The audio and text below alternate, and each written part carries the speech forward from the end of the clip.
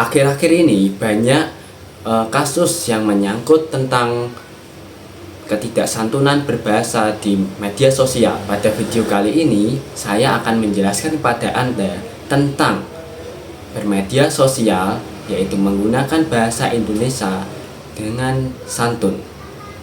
Pertama-tama kita akan melanjutkan pada definisi dulu. Bahasa Indonesia itu berfungsi sebagai alat komunikasi, bahasa nasional, dan bahasa resmi negara. Penggunaannya yang baik dan benar sangat penting untuk komunikasi yang jelas, menjaga identitas budaya, serta mendukung pendidikan dan profesionalisme. Santunan berbahasa adalah kemampuan menempatkan diri dan memilih cara bertutur yang paling sopan dan penuh pertimbangan sosial dalam setiap interaksi. Dalam konteks bermedia sosial, kesantunan tidak hanya dalam ketikan, tetapi juga cara tutur kata dalam sebuah video yang kita unggah di dalam bermedia sosial. Yang pertama, saya akan menanggapi tentang penggunaan bahasa Indonesia yang tidak santun di media sosial dalam bentuk ketikan.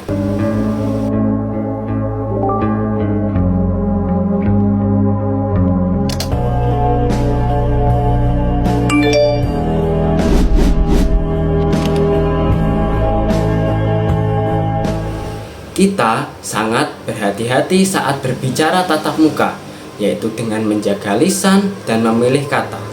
Akan tetapi, kenapa di dunia maya jari kita seolah-olah tanpa rem, mengetik hinaan, menyebarkan kebencian, merusak tata krama bahasa Indonesia kita? Ingat, di balik akan anonim itu ada perasaan yang terluka. Di balik kata yang kita anggap sepele, ada penundungan yang nyata. Bahasa adalah cerminan dari bangsa, dan bahasa Indonesia adalah warisan luhur yang mengajarkan kesantunan. Setidaknya kita ubah iklim digital kita sebelum jari ini menari di keyboard. Tarik nafas, pikirkan apakah kata-kata yang menyakiti orang ini akan membuat ibu kita bangga.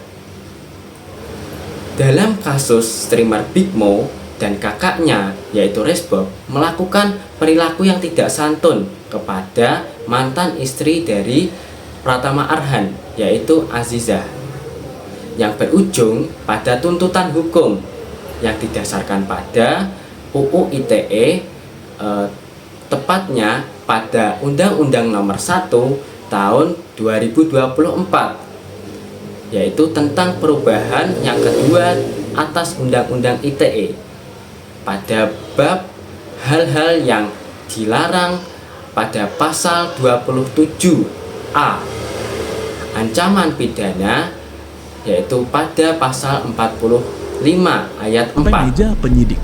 Kakak beradik kreator konten Big Mo dan Resbob resmi diperiksa Bareskrim Polri. Mereka dilaporkan Azizah Salsha karena dugaan pencemaran nama baik. Tudingan perselingkuhan yang viral di TikTok dan YouTube jadi pemicunya. Pasal ITE dan KUHP disiapkan di medsos bisa berujung ruang interogasi. Langkah Bareskrim ini mengingatkan bahwa hukum cyber ada bukan hanya untuk pajangan semata. Setiap unggahan punya konsekuensi dan polisi siber bergerak tanpa pandang bulu, mau publik figur maupun rakyat biasa semua sama di mata hukum. Kita tahu sendiri bahwa kedua influencer baik Big Mo maupun Resbob ini diduga dijerat dengan Undang-Undang ITE. Kalau penyidik menemukan cukup bukti, maka keduanya bisa ditetapkan sebagai tersangka.